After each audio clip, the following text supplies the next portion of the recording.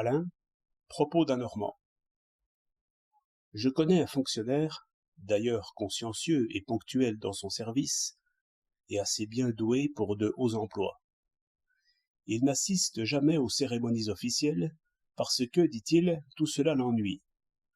Je n'ai pu me retenir, ces jours, de lui faire un peu de morale. Cela vous ennuie, lui ai-je dit. Belle raison, ma foi. Vous n'arriverez à rien si vous ne savez pas vous ennuyer. Considérez les ministres et les grands chefs. Ils passent le principal de leur temps à s'ennuyer. C'est pour cela, je pense, qu'ils sont payés. Or, vous êtes destiné à des fonctions de ce genre, car vous êtes décoratif, et l'ennui vous va bien. Il vous donne un air noble et sévère, seulement vous aimez mieux rire, ou parler de choses intéressantes. Aussi la République ne fera rien de vous. L'autre jour, au Trocadéro, un ministre parlait d'enseignement à des femmes professeurs. Il a courageusement répété de vieux et ennuyeux développements. En guise d'intermède, les danseuses du garde-meuble, revêtues des maillots officiels, ont dansé de vieilles et ennuyeuses danses. Et vous pensez bien que le ministre en a, des danseuses, des danses et des maillots et des femmes professeurs, par-dessus les oreilles. Mais il n'en a rien montré. Il n'a point bâillé. Il a daigné sourire, et ses mains gantées de blanc ont discrètement applaudi. Vous n'y étiez point. Quand donc apprendrez-vous le métier d'homme supérieur? Quelques jours après, à la Sorbonne, l'université de Paris recevait l'université de Londres.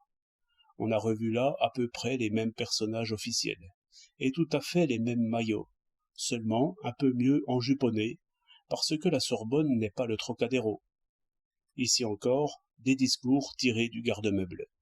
Vous n'y étiez pas. Vous riez. Je devine ce que vous allez dire. Il n'y a point réellement d'université de Londres. Que ce titre vénérable a été pris par quelques maîtres de pension syndiqués.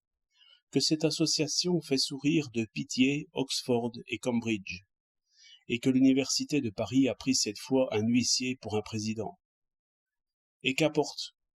Perdez donc cette habitude de juger et de peser. Soyez sérieux. Ennuyez-vous gravement.